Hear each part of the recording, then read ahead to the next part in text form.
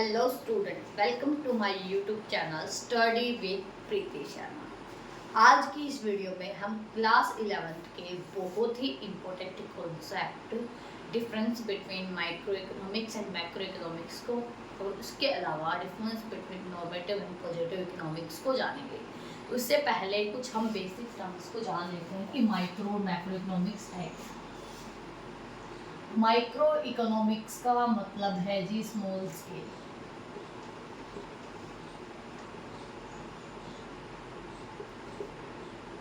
Macro economics का मतलब है जी लार्ज स्केल।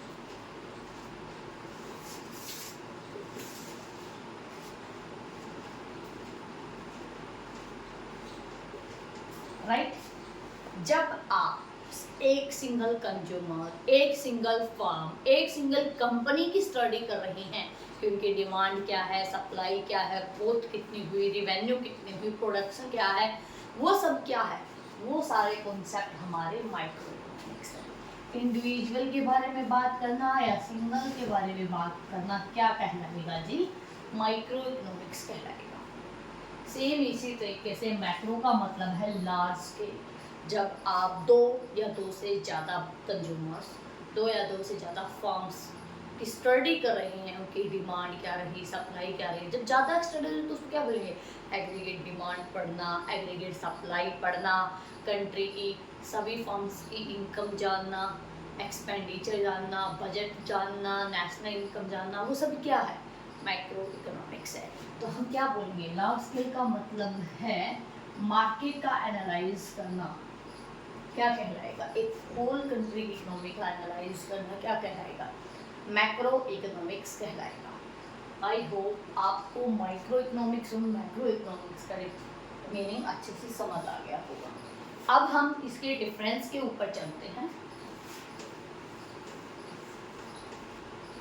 जब भी आप डिफरेंसेस करें तो उनको बेसिस के साथ ही करें, उसका जो इम्पैक्ट है वो बहुत अच्छा जाता है।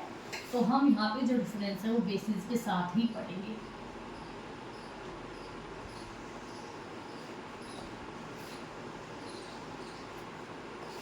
यहाँ पे लिख लेते हैं माइक्रो इकोनॉमिक्स।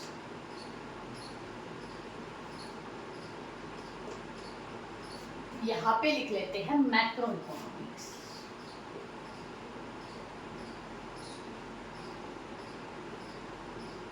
अब आप लोग कहोगे मैम माइक्रो वर्ड तो कुछ सुना हुआ लगता है। बिल्कुल साइंस में सुना होगा। अरे अरे अरे, साइंस की बात करनी नहीं मैडम, कौन छोड़ चुके हैं। राइट। बस माइक्रो से याद रखना सिंगल या इंडिविजुअल लेवल पे। चलिए अब हम पढ़ लेते हैं मीनिंग से, क्या कहाँ से ये ओरिजिन हुआ मीनिंग या इंट्रोडक्शन में लेने से। तो पहला माइक्रो वर्ड आपका ग्रीक लैंग्वेज से आया है। ग्रीक लैंग्वेज के कौन से वर्ड से आया है जी? मैक्रो से ही आया है, which means small scale.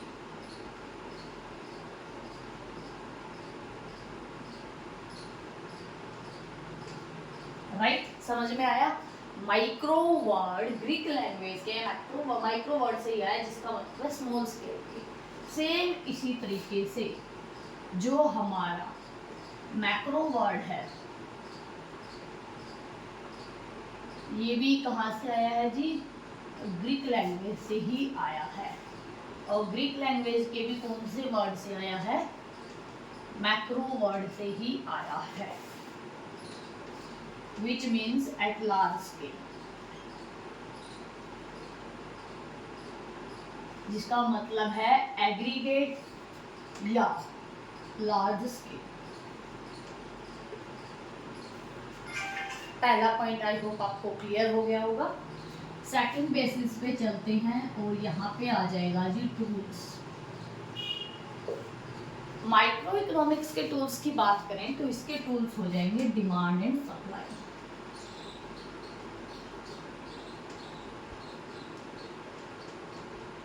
Supply, right. Macro की बात करें तो यहाँ पे क्या हो जाएगा? यहाँ पे हो जाएगा जी आपका market demand and market supply.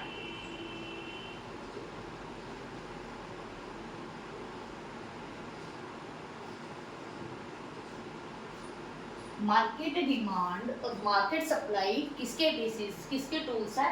Macro economics के टूल्स। थर्ड हो जाएगा जी थ्योरी। इसको कौन सी थ्योरी बोलते हैं? जो आपका माइक्रो इकोनॉमिक्स है इसको जी प्राइस थ्योरी के नाम से जाना जाता है। इस नाम से जाना जाता है, प्राइस थ्योरी के नाम से जाना जाता है। तो जो आपकी मैक्रो है इसको इनकम एंड एम्प्लॉयमेंट थ्योरी के नाम से जाना जाता है। क्लियर हुआ? हमने थर्ड डिफरेंस क्या जाना कि ये प्राइस थ्योरी के नाम से जाना जाता है, ये इनकम एंड एम्प्लॉयमेंट थ्योरी के नाम से जाना जाता है। फोर्थ बेसिस आपका हो जाएगा जी स्कोप।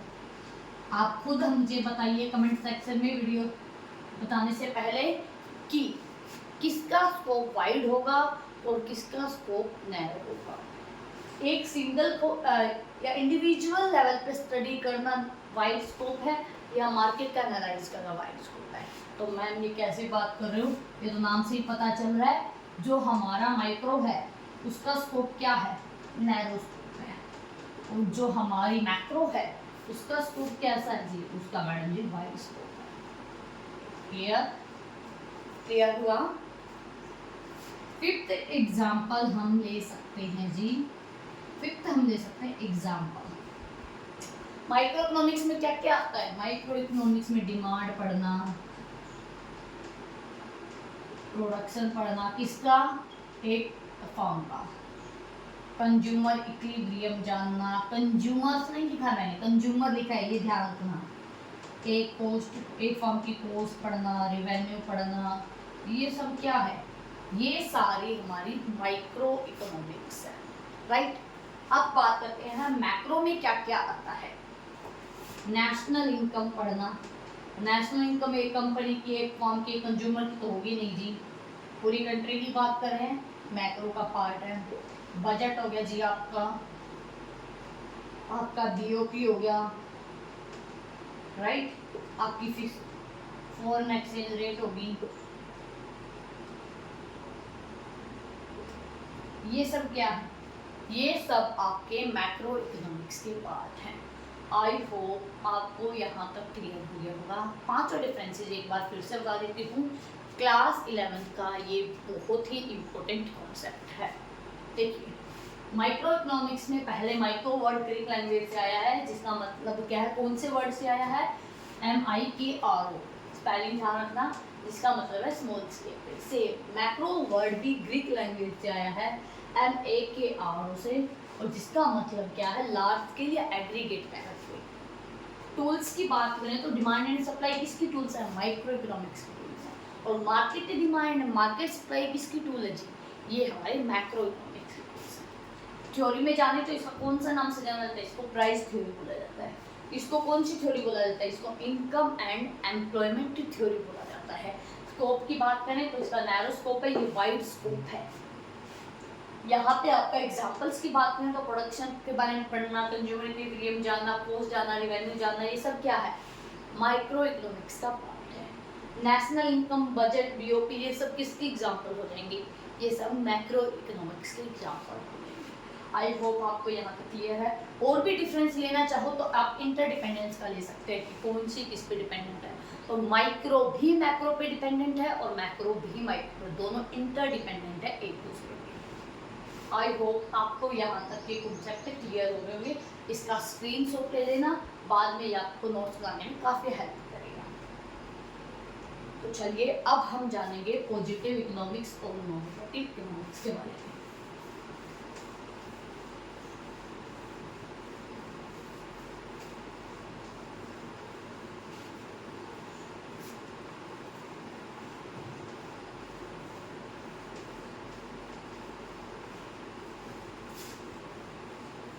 ये दोनों डिफरेंस के रिगार्डिंग अगर आपका कोई भी डाउट है तो आप कमेंट सेक्शन में बता सकते हैं।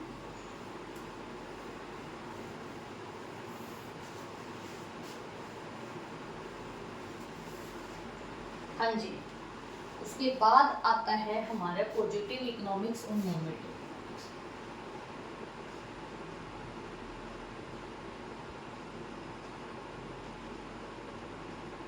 डिफरेंस के साथ ही पढ़ लेते हैं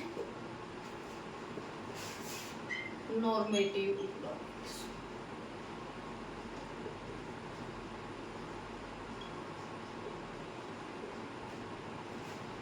डिफरेंस के साथ हमें क्या जरूर लिखना है, हमें बेसिस जरूर लिखना है। पहला बेसिस है मीनिंग का ही। पहले मैं आपको बता देती हूँ पॉजिटिव और नॉर्मेटिव इकोनॉमिक्स क्या है। पॉजिटिव इकोनॉमिक्स हमें किसी भी इकोनॉमिक प्रॉब्लम का प्रॉपर सॉल्यूशन बताती है, और जो नॉर्मेटिव इकोनॉमिक्स है वो हमें किसी भी इकोनॉमिक प्रॉब्लम के लिए सजेशन देती है कि ये सॉल्यूशन होना चाहिए, ये होना चाहिए, what ought to be, what should be, ये हमें बताती है normative economics. What is, what was and what will, ये हमें बताती है पॉजिटिव इकोनॉमिक्स। अब हम यहाँ पे मीनिंग ले लेते हैं। पॉजिटिव इकोनॉमिक्स का मतलब है what to do, what is, what was, what will,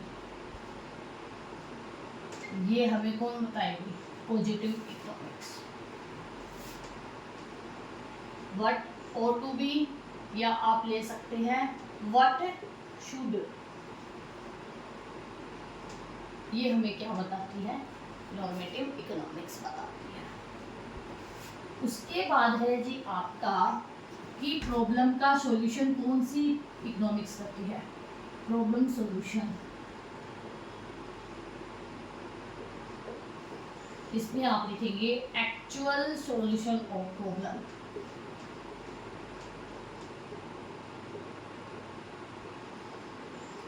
actual solution of problem,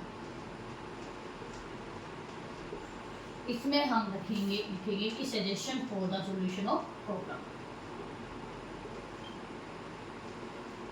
और सॉल्यूशन ऑफ प्रॉब्लम, ये हमें सजेशन देगी और ये हमारी इकोनॉमिक प्रॉब्लम को एक्चुअल में सोल्व करेगी। थर्ड डिफरेंस हो जाएगा जी वैल्यू जजमेंट।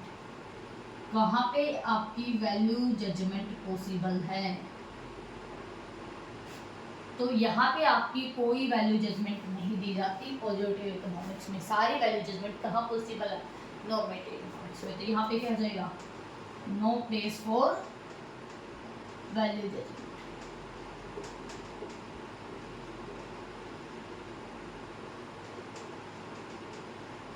और यहाँ पे लिखेंगे वैल्यू जजमेंट इज पॉसिबल।